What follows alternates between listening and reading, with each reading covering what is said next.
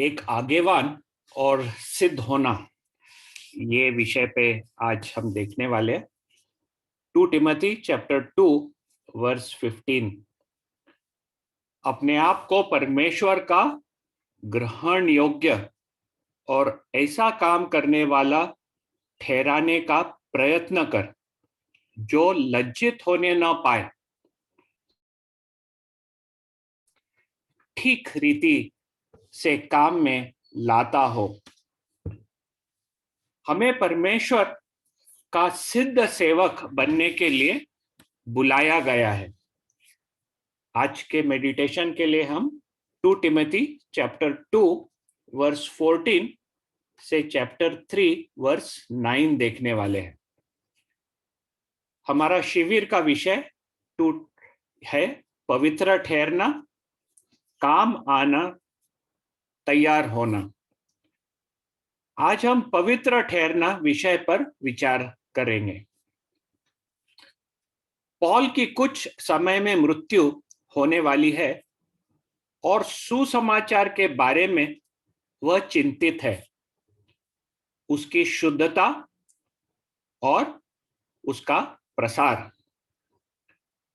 उसने तिमोथियस को परमेश्वर के उस वरदान को प्रज्वलित कर देने के लिए प्रोत्साहन किया था, ताकि वह आगेवान की जिम्मेदारी धारण कर सके।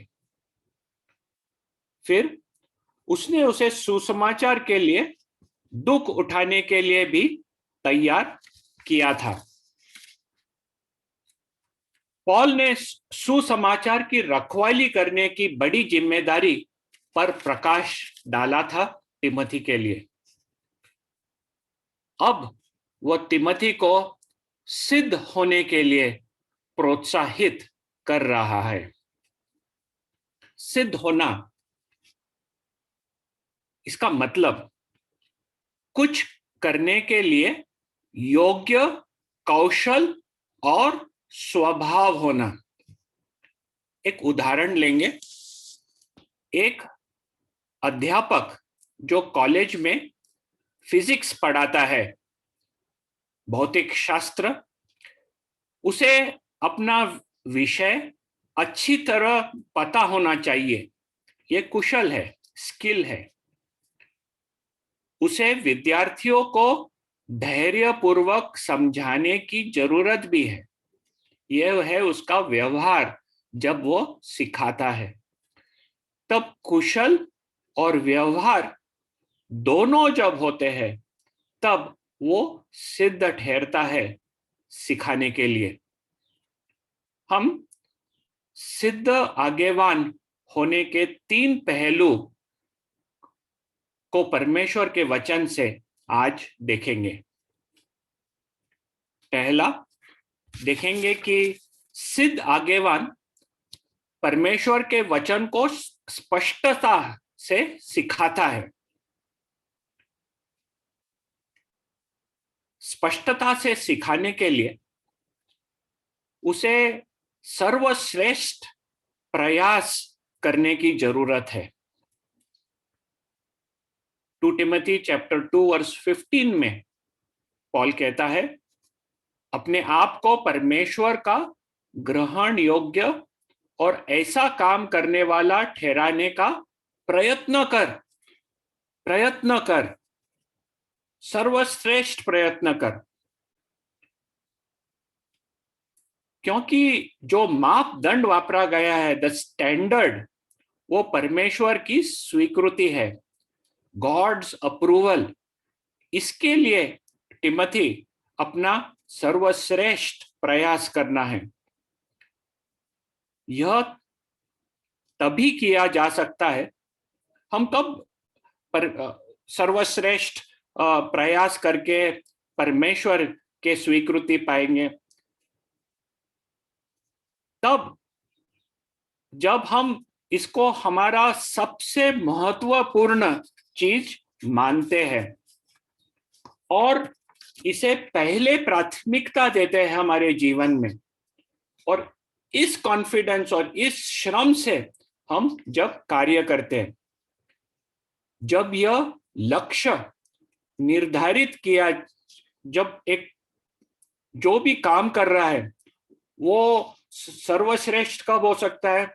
जब एक लक्ष्य निर्धारित करता है, फिर वो लक्ष्य को हासिल करने के लिए एक योजना बनाता है और लगन के साथ इसका पालन करता है।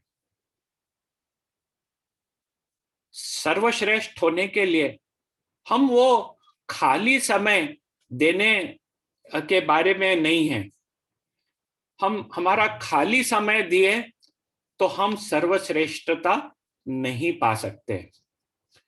जब मुझे पूछना है आपको कि जब आप उठते हो तो सबसे पहले आप क्या काम करते हो? क्या आप मोबाइल देखने में आपका समय बिताते हो, या आपका क्वाइट टाइम करते हो जिधर आप परमेश्वर के साथ आपका संगति रखें? आप अपना अधिकांश समय कहाँ उपयोग करते हो?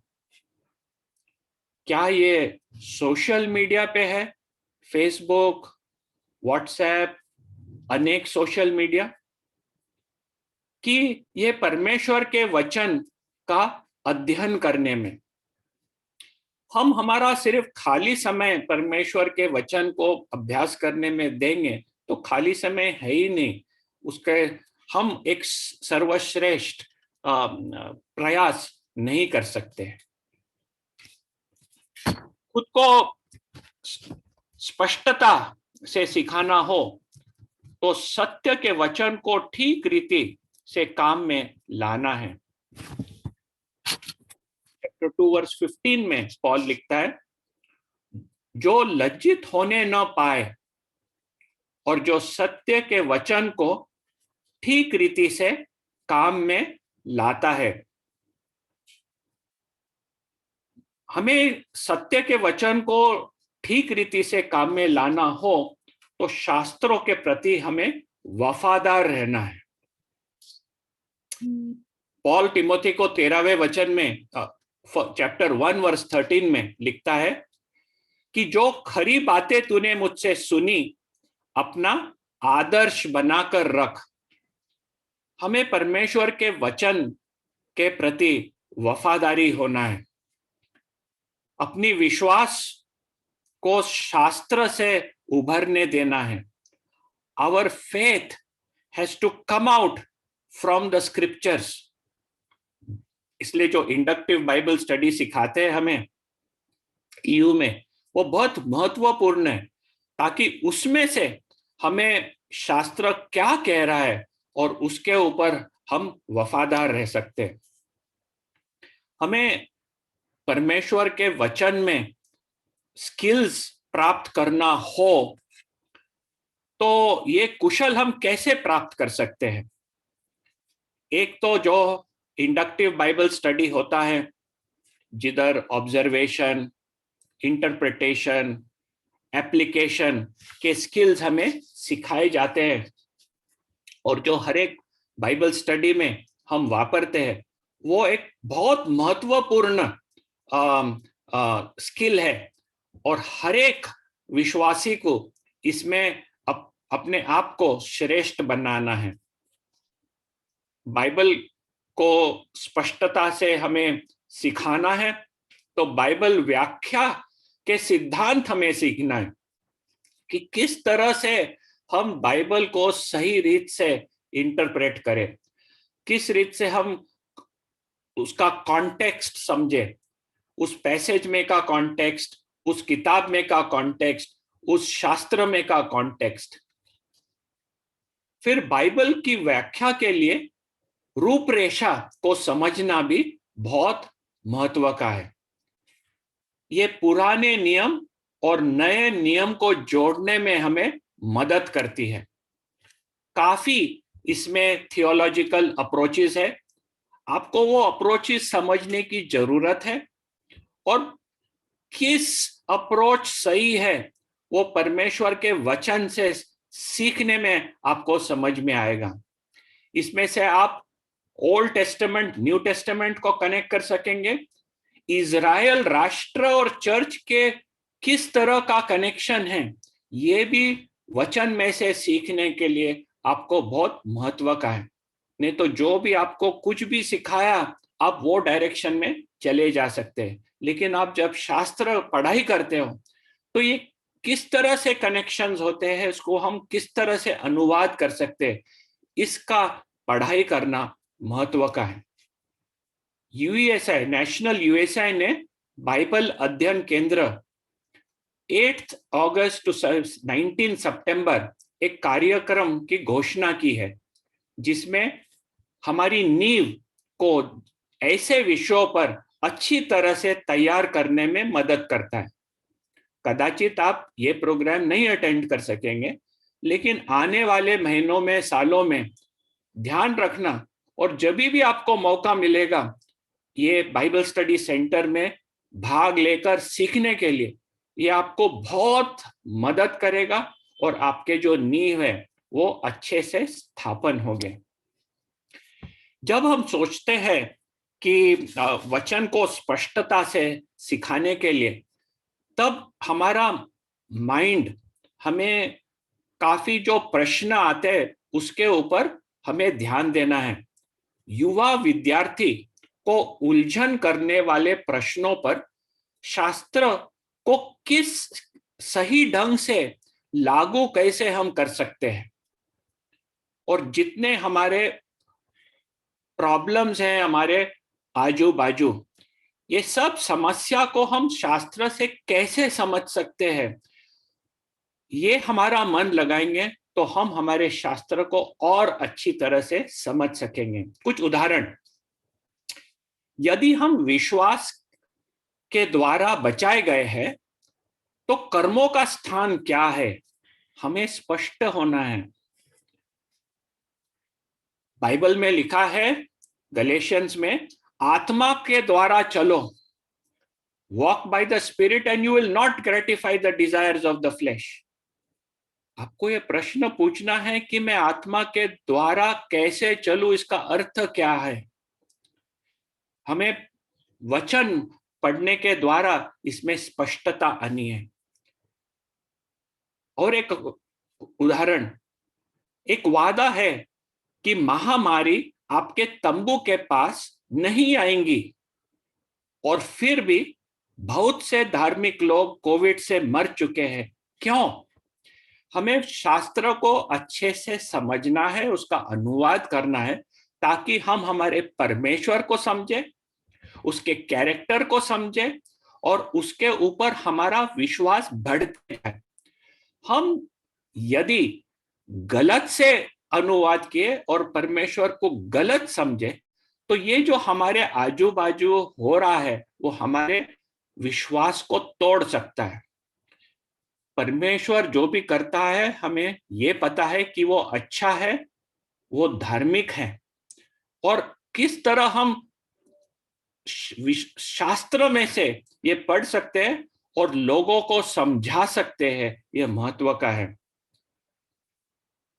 मुझे मसीहा के साथ सूली पर चढ़ाया गया है, मेरा जूना मनुष्य मर चुका है, मैं अभी भी पाप से क्यों संघर्ष कर रहा हूं। ये सब प्रश्नों के उत्तर हमें पवित्र शास्त्र से मिलते हैं और हमें ढूंढना है, हमारा माइंड उस पे ट्रेन करना है। परमेश्वर के वचन के स्पष्टता होनी है तो शास्त्र के अशुद्ध उपयोग से हमें बचे रहना है। 2 टिमोथी चैप्टर 2 16 to 18 में पॉल लिखता है, पर अशुद्ध बकवाद से बचा रहे, उसमें भाग मत ले, क्योंकि ऐसे लोग और भी अभक्ति में बढ़ते जाएंगे। ये जो गलत विश्वास करते हैं उनके जीवन में अभक्ति भी दिखाई देगी, और उनका वचन सड़े घाव की समान फैलता जाएगा। और फिलेतुस उन्हीं में से है जो यह कहकर कि पुनरुत्थान हो चुका है, सत्य से भटक गए हैं और कितनों के विश्वास को उलट पुलट कर दिए। उन्होंने शास्त्र पढ़ा और अनुवाद करने लगे कि पुनरुत्थान हो चुका है, और वो गलत है। और पॉल कहता है ये लोग ऐसे बकवाद में आप मत आना, क्योंकि ऐसे आप विश्वास करने लगेंगे तो आपका एक विश्वास गलत होगा और अभक्ति भी तैयार हो जाएगी। चैप्टर 2 वर्स 14 में पॉल कहता है कि शब्दों के बारे में झगड़ा नहीं करना। आप देखेंगे कि कुछ लोग शब्दों के अर्थ पर छोटे और अनावश्यक भेद करते, जो सत्य को समझने में हमें मदद नहीं करता। परमेश्वर का वचन है और उसे हमें भय से पढ़ना है और उसे समझना है। शब्दों के झगड़े पे नहीं रहना है। चैप्टर 2 वर्स 16 में वो कहता है कि खाली बकबकाट मत करो। हम देखते हैं कि अपने मन से उन आध्यात्मिक बातों के बारे में बात करना जिनका शास्त्र में कोई आधार नहीं है, वो एक बकबकाट जैसे हो जाता है। ऐसे लगता है कि बहुत लॉजिकल है, ऐसे लगता है कि बहुत ज्ञानी है, बट जो भी हमारा विश्वास जो पवित्र शास्त्र में से नहीं निकलता है, वो एक बकबकाट जैसे हो जाता है। जैसे मरे हुओं का पुनरुत्थान पहले ही हो चुका है। ये सब जो बिलीव्स निकलते हैं जब शास्त्र से हम हट जाते हैं। दूसरे जो गलत रास्ते पे है वो 1 टिमोथी चैप्टर 1 वर्स 4, ऐसे कहानियों और अनंत वंशवालियों पर मन न लगाए। पॉल कहता है टिमोथी को, काफी लोग अपना जो विश्वास है वो कहानी के ऊपर रखते हैं और वंशवाली पे रखते हैं। ये कहानियां आए किधर से? यहूदी शिक्षकों के बीच परंपरा द्वारा सौंपी गई कहानियां, उसके ऊपर से लोग अपना विश्वास जोड़ने लगे। पॉल बोलता है ये गलत है, आप ये यहूदी शिक्षकों के परंपरा से दिए हुए कहानी के ऊपर विश्वास नहीं रखो। और जो वंशवाली थी, जो जीनियोलॉजीज, एक पूर्वज के लगातार वंश की एक पंक्ति का पता लगाया जाना। कोई बोलता कि मैं नेहमाया के डिसेंडेंट्स में से हूं, कोई बोलेगा मैं दाऊद के डिसेंडेंट्स में से हूं, कोई बोलेगा मैं एजरा के डिसेंडेंट्स में से हूं।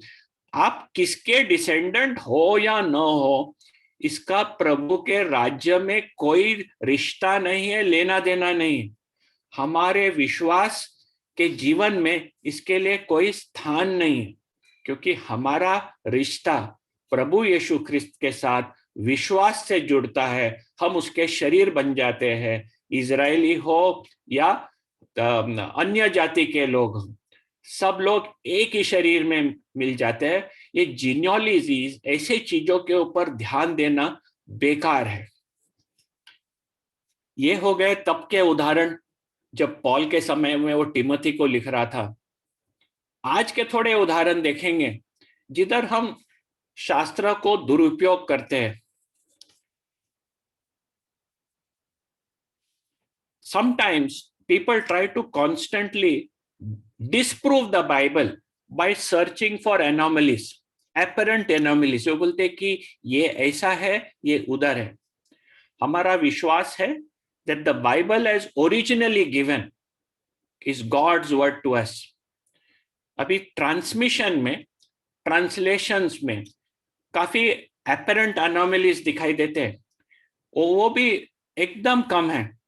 और उसको पकड़ के जो लोग बाइबल को डिस्प्रूव करना चाहते हैं, ये सब बकवाद है।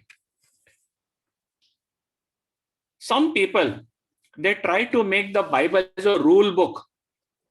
उसको एक किताब बनाते हैं कि अपने योग्यता से परमेश्वर के सामने उन लोग उसका एक्सेप्टेंस पाए। There is no merit before God by doing good works. और कोई लोग बाइबल को एक रूल बुक करके उसको परिवर्तन करते ताकि वो फॉलो करके परमेश्वर के तरफ अपने आप को सिद्ध बनाए। परमेश्वर की संप्रभुता और मनुष्य की स्वतंत्रता के विषय पर लड़ाई।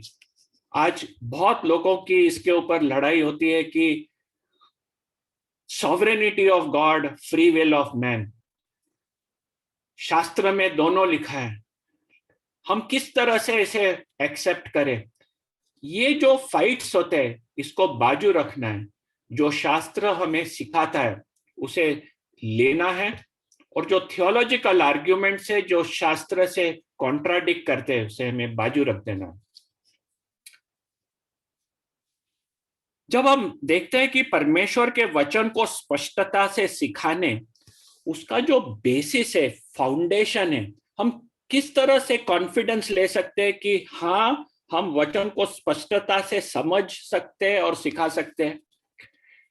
हम प्रभु द्वारा पहचाने हुए हैं, इसलिए वचन के प्रति वफादार रहेंगे हम। 2 टिमोथी 2:19 तो भी परमेश्वर की पक्की नींव बनी रहती है और उस पर यह छाप लगी है। ये जो नींव है और ये छाप है, इसमें कोई अंतर नहीं होने वाला है कि प्रभु अपनों को पहचानता है। तो परमेश्वर की तरफ से जब हम देखते हैं, परमेश्वर अपनों को पहचानता है।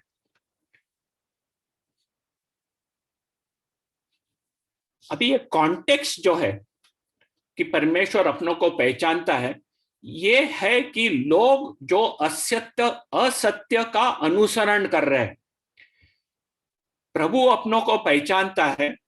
यह आश्वासन देता है कि हम उसके प्रति वफादार रहेंगे।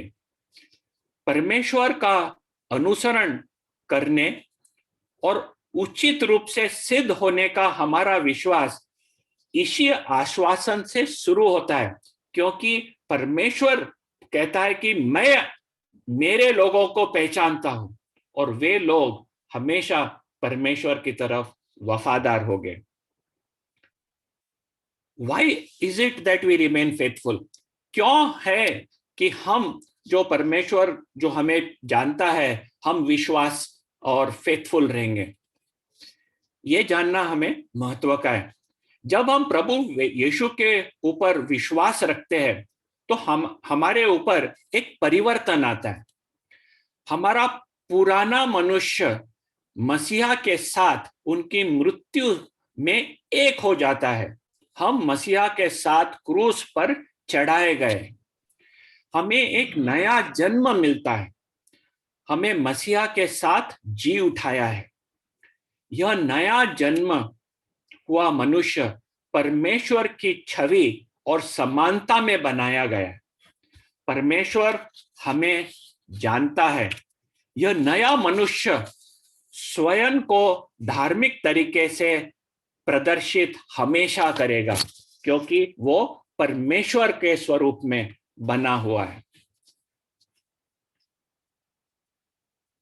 आपको जो लीडर्स है, कमिटी मेंबर्स है, जो आज्ञावानी दे रहे हैं आपके कॉलेजेस एंड यूनिवर्सिटीज में, वचन में कुशल होना है। ये बहुत महत्व का है, और उसका होने के लिए आपको परमेश्वर के वचन का परिश्रम पूर्वक अध्ययन करने की आवश्यकता है।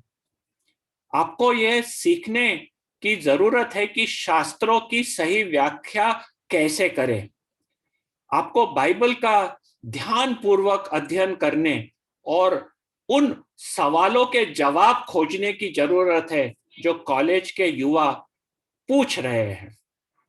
आपको बेकार की चर्चा से दूर रहने की जरूरत है, जो केवल झगड़े का कारण बनती है और भक्ति के निर्माण में कोई उसका मूल्य नहीं है।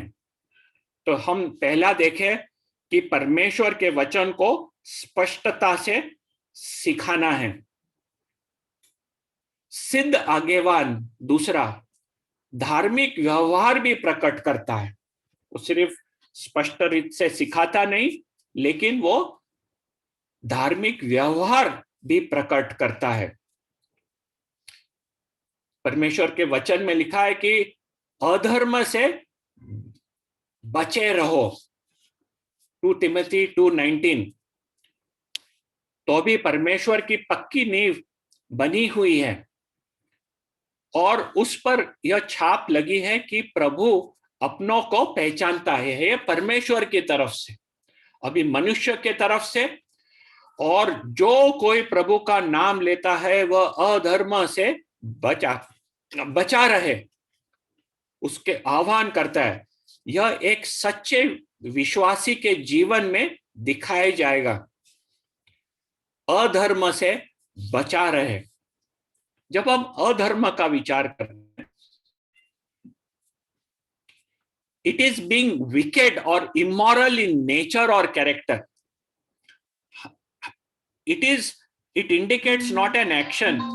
ये क्रिया के बारे में नहीं है, ये क्रिया का चरित्र है। It is not about an action but the character of an action. From your inner being you need to move away from wickedness. अपने अंतरात्मा से, दुष्टता से हमें दूर हो जाना है। यह केवल नए जन्म से ही संभव है, क्योंकि यह हमारे आंतरिक स्वभाव से संबंधित है। जब प्रभु हमें नया जन्म देता है, ये नया जन्म इस दुष्टता से दूर हो जाता है, क्योंकि वो प्रभु के चरित्र में बना हुआ है। अनादर से शुद्ध किया जाना, जो व्यवहार, धार्मिक व्यवहार प्रकट करता है, वह अनादर से शुद्ध किया जाए। 2 तिमोथी 2:20। बड़े घर में केवल सोने चांदी ही नहीं, पर काठ और मिट्टी के बर्तन भी होते हैं। कोई कोई आदर और कोई कोई अनादर के लिए। यदि कोई अपने आप को इनसे शुद्ध करेगा तो वह आदर का बर्तन और पवित्र ठहरेगा और स्वामी के काम आएगा और हर भले काम के लिए तैयार होगा। जब हम आदर का सोचते हैं तो ये सच्चे विश्वासियों जो परमेश्वर के वचन को धारण करते हैं और पवित्र जीवन प्रकट करते हैं, वो है आदर के बर्तन। अनादर जो झूठे शिक्षक जैसे हाइमेनियस और फिलेतुस, और जो पापी जीवन में फंसे हुए हैं, खुद को शुद्ध करता है। झूठे शिक्षक जो बोलता है, जो खुद को शुद्ध करता है, इस झूठे शिक्षकों की झूठी शिक्षा और दुष्ट जीवन के जीवन पद्धति से नहीं जुड़ता। और जिसने नया जन्म पाया है वह ही यह शुद्धता कर सकता है। जब वो ये करेगा तब वो पवित्र ठहरेगा, काम आएगा और तैयार रहेगा। जवानी की अभिलाषाओं से भागता है। जो भी धार्मिक व्यवहार प्रकट करना चाहता है वह जवानी की अभिलाषाओं से भागता है। 2 तिमोथी चैप्टर 3 वर्स 2।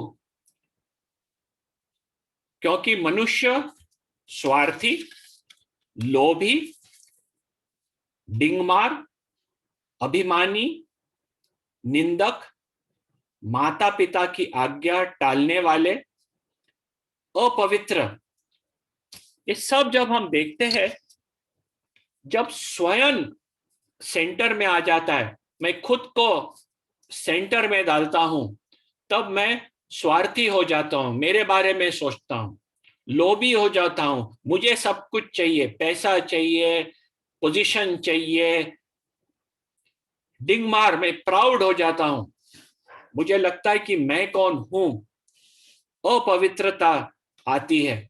वो बोलता है कि इसमें से हमें दूर होना है। और जब तिमोथी को पौल लिखता है, वो कहता है उसे कि व्यक्तिगत व्यवहार में प्रकट करना, जो धार्मिक व्यवहार प्रकट करता है एक सिद्ध आगेवान, वो व्यक्तिगत व्यवहार में इसे प्रकट करता है।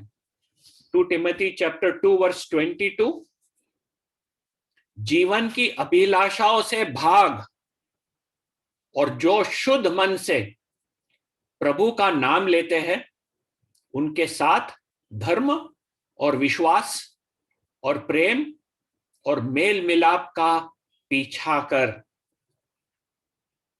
वो कहता है तिमोथी को कि शुद्ध मन से प्रभु का नाम ले।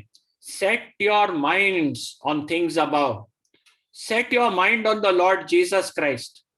हमने पहले देखे थे कि किस तरह हमारे आंख प्रभु यीशु ख्रिस्त के ऊपर केंद्रित होना है, जो दाऊद का संतान है और जो मृत्यु से जी उठा है। उस यीशु के ऊपर एक शुद्ध मन से हमारा मन केंद्रित करना है। और कहता है कि पीछा कर, एक तो अभिलाषा से भाग, दूसरा पीछा कर, जो लगन से हम पीछा करते हैं। और किस चीज के बारे में वो बोलता है पीछा कर? धर्म, जो सही करना है, हमें सही चीज करना है, राइचियसनेस, राइट लिविंग, एक धार्मिक जीवन, प्रेम, विश्वास, मेल मिलाप। जब ये हम पढ़ते हैं तो हमें किसका तो भी याद दिलाई देता है, वो है आत्मा का फल, जो हम गलेशियंस में पढ़ते हैं। आत्मा का फल क्या है? आत्मा का फल प्रेम, आनंद, मेल, धीरज और कृपा, भलाई, विश्वास, नम्रता और संयम है। तो ये जो आत्मा का फल हमारे व्यक्तिगत जीवन में जब प्रकट होता है, तब हम धार्मिक व्यवहार प्रकट करते हैं और सिद्ध आज्ञावान बनने के लिए तैयार होते हैं।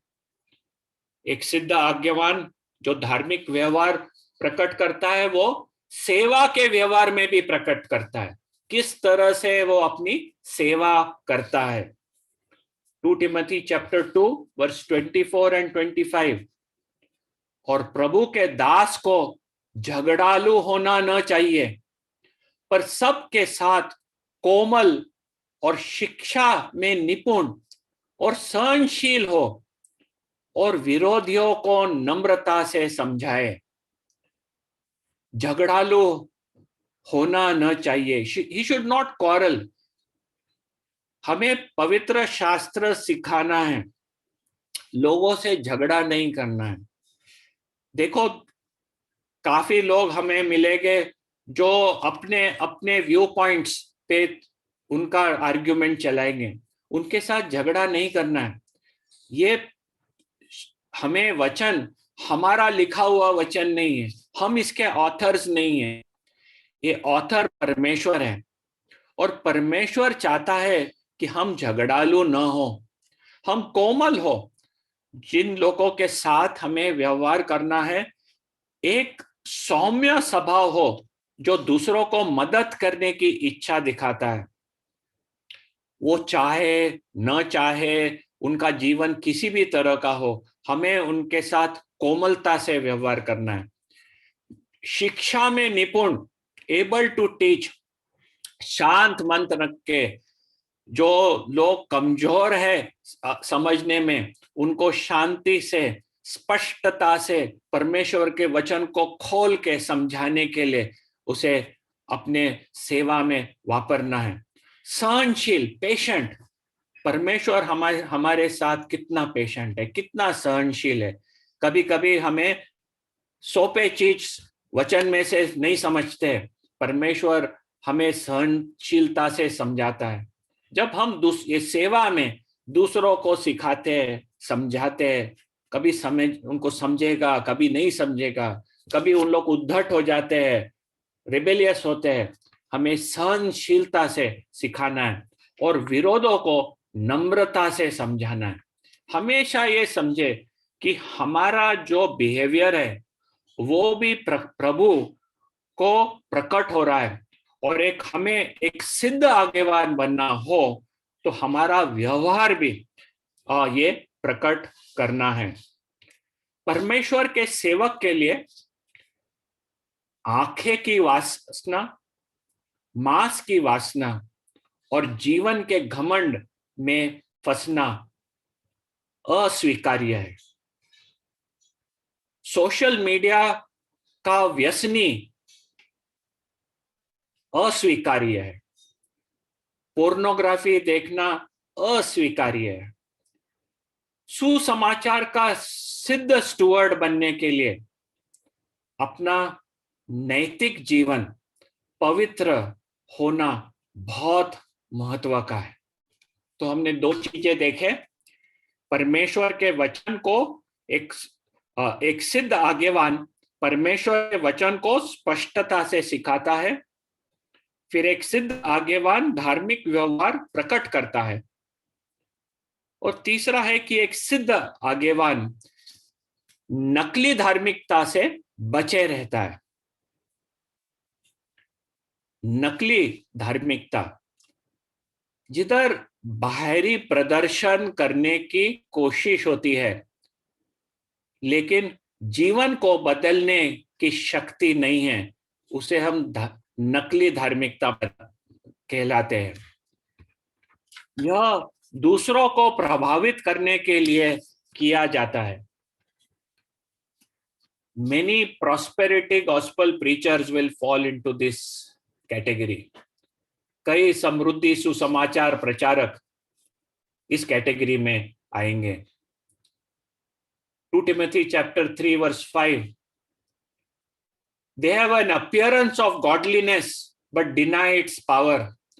वे भक्ति का भेष धारेंगे पर उनकी शक्ति को नहीं मानेंगे। ऐसे से आप परे रहिए।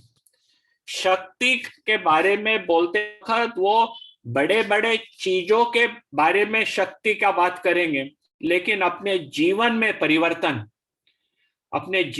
परिवर्तन के शक्ति के बारे में, सामर्थ्य के बारे में उनमें कोई शक्ति नहीं है। 1 Corinthians chapter 4 verse 20 पॉल कहता है कि परमेश्वर का राज्य बातों में नहीं परंतु सामर्थ्य में है। और रोमन्स चैप्टर 1 वर्स 16, क्योंकि मैं समाचार से नहीं लज्जित, क्योंकि इसलिए कि वह हर एक विश्वास करने वाले के लिए उद्धार के निमित्त परमेश्वर की सामर्थ है। परमेश्वर का वचन एक सामर्थी वचन है। दूसरों को प्रभावित करने और उनकी प्रशंसा प्राप्त करने के लिए परमेश्वर के राज्य में अपनी सेवा न करें। कमिटी मेंबर्स होने के नाते आपको बहुत सारे अपॉर्चुनिटीज मिलेंगे। स्टेट लेवल में इन्वॉल्वमेंट होने, नेशनल लेवल में इन्वॉल्वमेंट होने, आपके सिटी में इन्वॉल्वमेंट। जो करे वो प्रभु यीशु ख्रिस्त के लिए करे। लोगों को बताने, खुद का नाम बढ़ाने, बाहरी रीत से उसे कभी नहीं करे। झूठ शिक्षकों के पीछे कभी मत जाओ। कभी कभी ऐसा लगता है कि वे बहुत शक्तिशाली प्रार्थना करते हैं या बहुत प्रभावशाली ढंग से बोलते हैं, लेकिन हमें एक याद रखना है कि शक्ति परमेश्वर के वचन में है, जिस पर हमारा विश्वास है, बोलने में और एक्टिंग में नहीं। अंतिम में आपको आगेवान बनने के लिए परमेश्वर बुला रहा है। आपको सुसमाचार की जिम्मेदारी दी गई है। ये सुसमाचार जो परमेश्वर से आपको मसीहा यीशु में जीवन की प्रतिज्ञा है। परमेश्वर आपको इस महान जिम्मेदारी को संभालने के लिए, ठीक से सिद्ध होने के लिए बुला रहा है। इसके लिए आपको शास्त्रों के प्रति वफादार रहना और सभी अधर्म से बचे रहने के लिए बहुत जरूरत है। तब तुम पवित्र ठहरेंगे और स्वामी के काम आएंगे। आओ प्रार्थना